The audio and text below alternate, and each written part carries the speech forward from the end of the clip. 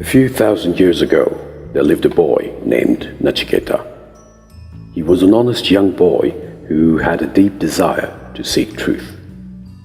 One day, his father Vajrashravas organized a yajna, which is a Vedic ceremony done to please the deities in order to receive divine favors from them. He gave a lot of gifts to poor priests. Nachiketa noticed that the gifts his father gave to the priests were old and sick cows, apart from other materials that were of no use to him. Nachiketa found it to be a dishonest act, and he told his father that what he was doing was not right. He then asked his father who he was going to donate his son to. Vajrashravas was angered by his son's strange question.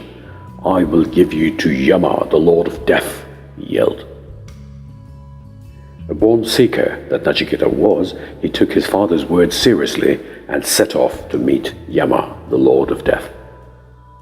When he arrived at the palace of Yama, he was told by the guards that their master was out traveling and that he would return only after 3 days. The young Nachiketa decided to wait. Yama returned, and he learned that the young boy had waited for him for 3 days without food or water. Now this was something sinful and terrible to happen at the palace of Yama, who is known as the protector of dharma, righteousness and justice. Yama decided to wash the sin by compensating Nachiketa for the trouble he underwent. As he was deeply disturbed due to the poor hospitality shown by his people to a young guest, Yama offered Nachiketa 3 boons in order to set things straight. Nachiketa accepted Yama's offer and asked for 3 boons. The first one was to ensure mental peace and happiness for his father, who was upset and annoyed with himself for causing his son to go away. Yama instantly granted this boon and said that Nachiketa's father was already waiting for him with open arms. The second boon that Nachiketa asked for was to teach him the way to perform the secret fire yajna, which can lead a person to moksha or salvation. This he asked for the welfare of his people. Yama taught Nachiketa the method to perform this yajna and said that thereafter the yajna would be known as the Nachiketa yajna, which, when performed 3 times, would help the performer of the yajna beat the cycle of births and deaths and attain salvation with the Supreme Brahman. The third boon that Nachiketa asked for was to know what happens to a person after death. Yama said that no one knows it and that even the deities were eager to know the answer to the question. Yama said to Nachiketa that he could ask for any other thing he wanted, but Nachiketa was adamant and stuck to his question. Yama offered Nachiketa huge kingdoms and massive amounts of wealth and great power in place of that question, but Nachiketa refused the offers made by Yama, saying that all those were impermanent and that they had an end. Nachiketa said to Yama that whenever Yama or death would take over him, he would have to leave behind all that he thought he possessed, and therefore there was no point in accepting the riches Yama offered him. Finally, Yama was very pleased with Nachiketa's persistence and clarity of mind, and he agreed to teach him Atmajnyanam, or the knowledge of the self. Yama started his instruction to Nachiketa with 2 main paths that interest humans. One is the path that leads to pleasure, while the other to spiritual satisfaction. He said that the former path leads people to death, but the latter one surely leads a person to immortality. Yama then taught Nachiketa the truth about the body, the mind, the senses, the intellect, and the Atman, using the analogy of a chariot.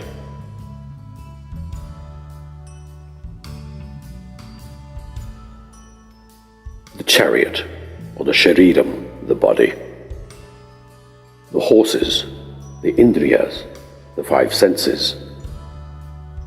The path, gochar, the sense objects in the physical and material world in which the body lives. Reins, the manas, the mind which controls the senses.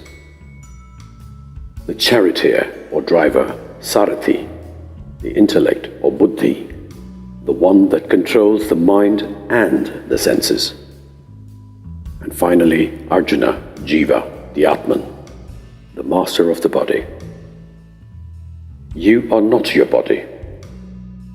You are the master of your body, which is merely a vehicle that you use in order to traverse through your current janma.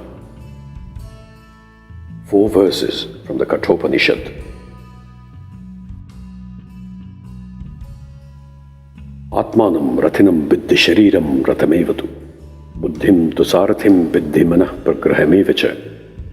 Know the self as the master of the chariot, the body as the chariot, the intelligence as the charioteer, and the mind as the reins.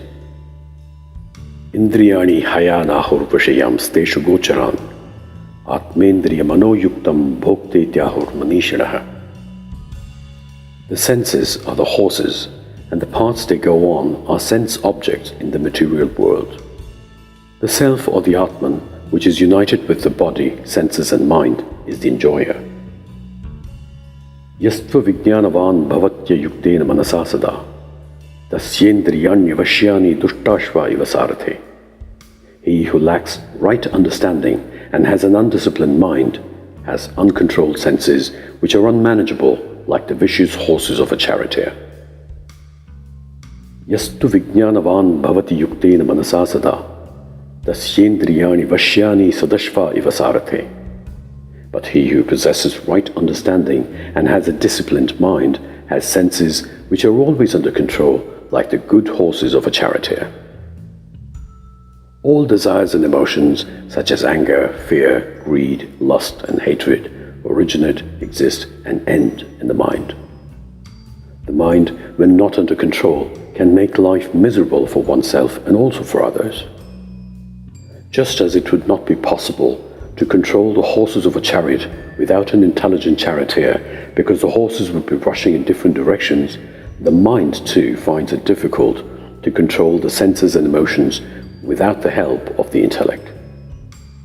A person or an individual is a combination of the imperishable Atman, the body, the intellect, the mind and the sense organs, and a good person or individual is a good combination of these factors.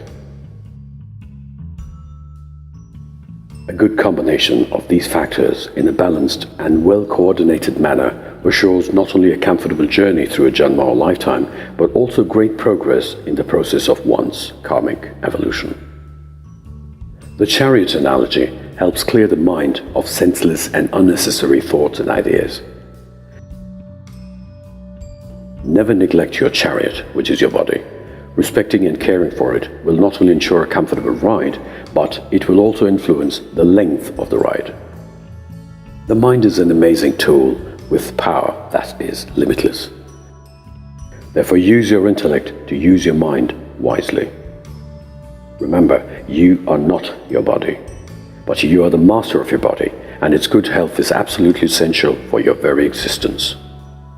Respect your body and care for it well, because it is the only material possession that you can be sure to have until the end of your janma.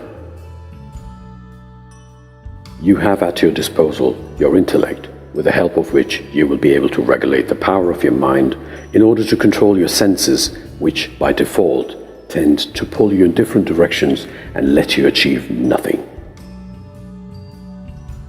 Maintain order on board your chariot by ensuring proper use of the reins by your driver, to control your horses, to stay on course, to bypass everything that is irrelevant to your spiritual growth, and to lead yourself to the supreme divine goal.